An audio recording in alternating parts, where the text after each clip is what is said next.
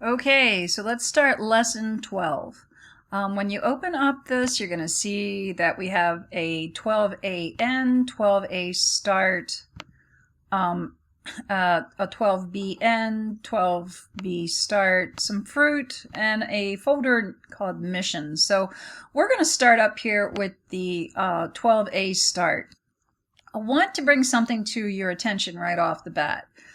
CRW. We have not seen that type of file extension before, have we? So what that means is that is a raw file coming from a Canon camera.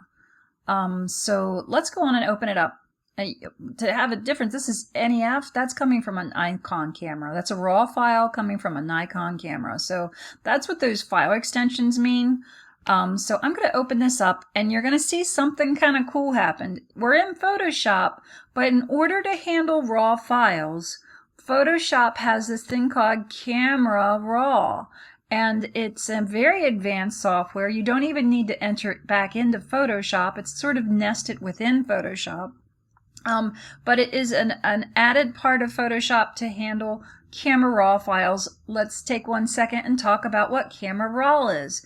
It means there's been no compression at the camera experience. So when you took the picture, you would have had to go into your format settings and said, hey, I want to shoot everything in a raw format. And it does not compress any of the color information, any of the data. It's as close to a negative as we can get with digital imaging. So raw files are great. I highly suggest shooting constantly. They take up a lot of space. It's closer to 300 pixels per inch instead of the 72 that a JPEG does. So here we are. We are in a raw file software that's built right here in Photoshop.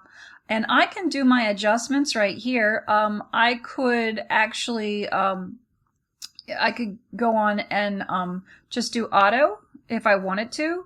So what's happening is I can control the contrast.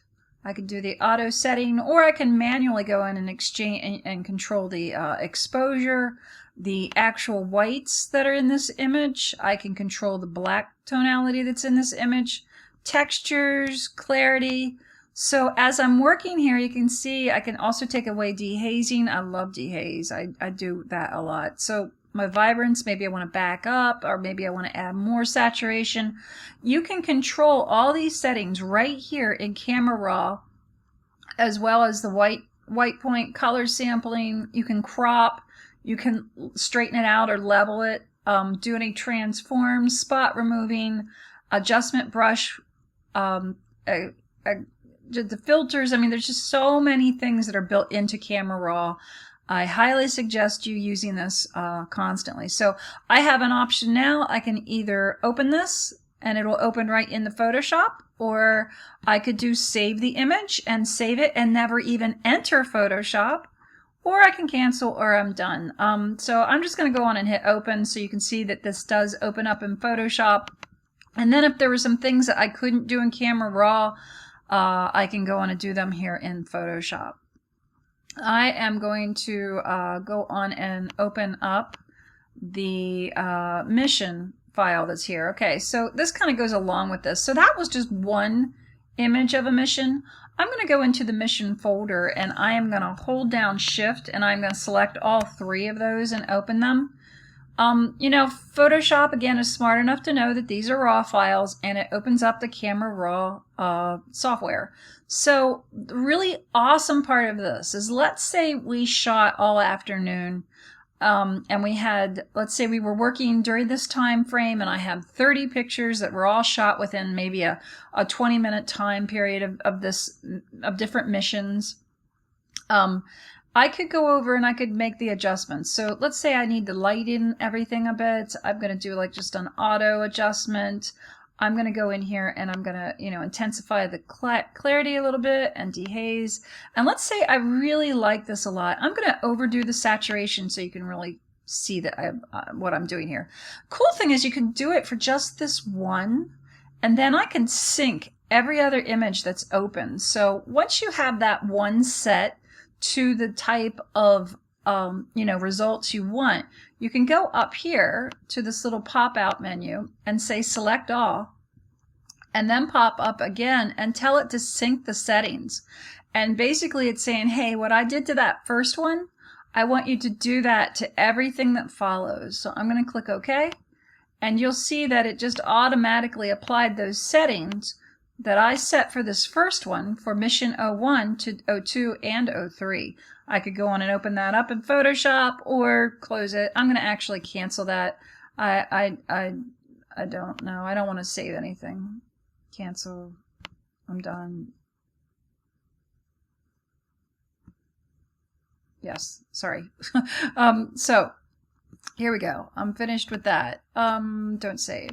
I will get to this one in a little bit. Let's go File, Open again. We're going to go take a look at, in lesson 12, there is an image of a girl. Okay, so we're going to go and we're going to do some basic photoshopping that people think of when we say Photoshop. So I'm going to go open up this raw file that was in a Nikon format of this lady's face. All right, so right off the bat I can see that we have some adjustments. It's a little bit, so there's a white balance issue. It's a little golden. Now some people like that, they really do. I know that she is a bride and that this dress is white. I could actually pop up here and get the white balance eyedropper and click on an area that I think is white, and you'll see that it's actually trying to adjust to fix the colors. I could go auto again if I wanted to. I feel there's a little too much gold in this, so maybe I want to go across and, you know, find my color balances, and maybe I want to, you know, get away from the gold. There might be a little bit too much gold in this image, and so I can noodle around with these settings in Camera Raw till I find that I'm at a really good place that I'm more comfortable with. As you go across, let me just take a look. There's tone splitting. There's lens corrections that you can correct the lens aberrations. There are special effects that you can add. I can also calibrate my tints. And then there are also some pretty kind of cool different filters where I can vignette. You can see these different vignettings that I can give. I could actually make this black and white. You know, I don't really want to do this with this particular exercise, but know that you have a lot of creative choices here. I can desaturate it a little bit. Maybe warm contrast, more of a vintage look. Right, so I have a ton of options. I like to play around with those when I'm trying to go for a certain look. But I'm just going to leave those alone, and I'm just going to open this image up in Photoshop. Alright, so I'm in Photoshop, and let's say I want to do some basic, what we consider photoshopping. I could do that, so I'm going to bring up my layers. Whenever you're doing classic photoshopping, I always suggest that you do this to either a mask or a layer on top. I often like to make, and I'm going to do some really basic stuff here to the layer on top so that I can back off if I feel like I've done too much. So I'm going to go up here and I am going to grab our healing brush tool. I'm going to go grab that spot healing brush tool, and I'm going to just do some basic stuff, nothing too heavy. Oops. All right, wrong one. I don't want that one. I want that one. I want the spot healing brush. Right. So by clicking on this, I'm able to go in. You know, maybe lots of times in fashion magazine, they don't want tattoos and piercings and things like that. So I'm just going to go in and just do a little teeny bit of what we consider classic photoshopping. Right. I'm not going to spend a lot of time. You can, by all means, go in here, get this image, and, you know, do what you want to do here.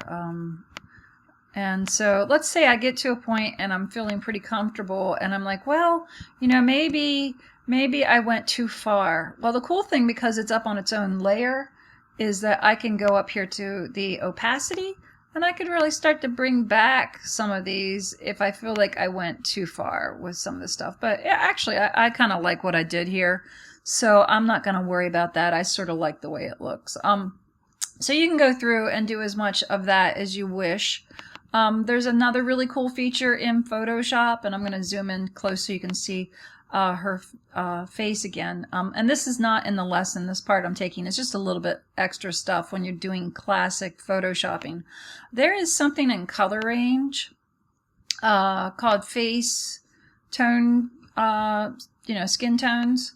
I click on that. This does a really good job of figuring out where the skin tones are in this image. So what it did is it made a selection of everything that it thinks is skin, right? And so if I needed to manually get rid of some stuff, if I wanted to include maybe this area because that is skin, I could actually go in. And so what I'm going to do is actually apply a blur filter to this area because this is all skin in here. So it does a really good job of figuring out where the skin is in an image. And then if you go to the filter and you go to blur, there's something called surface blur. And it will actually, I'm going to overdo it a little bit so you can really see where it just blurs the daylights out of this skin tone. I'll back off a little bit. That might have been like way too heavy, but in doing that, I can, if I turn on and off, you can see that not only was I able to remove some just beauty marks on the surface of the skin, but I'm also able to blur the skin. I'm going to get rid of the marching ants by going select, deselect, Command D. And now you can see that I'm going to turn the eye off, and then back on. And so that's some pretty straightforward classic Photoshopping. Again, if it's too much, you can always back off. I generally put the spot healing things on one layer, and then I'll surface blur on another layer so I can separate them and control them with the opacity or a layer mask. Okay, so the last file in this chapter is some fruit, which is really neat. I am going to go to filter and I'm going to convert this to a smart filter. Okay, so this is great. Once I've done that, I can go in and I can apply the Camera Raw features to a JPEG. All right, so take a look at this. This fruit is a JPEG. To get it to go into that Camera Raw setting, you can go in this way, and this is a great thing to remember. Sometimes all I have is a JPEG, and so if I'm working with that, if it was out of my control and I didn't have a RAW file, but I sure would like to apply some of these settings, I will go into Camera Raw. There's an actual, we've looked at some of these features here in Camera Raw, but I want to actually go to this brush. This controls, like, you can brush light. I don't know if you've studied light in an art class, but controlling that is really wonderful. And I could just, allow a little bit of light to only hit those objects that I wish to brighten.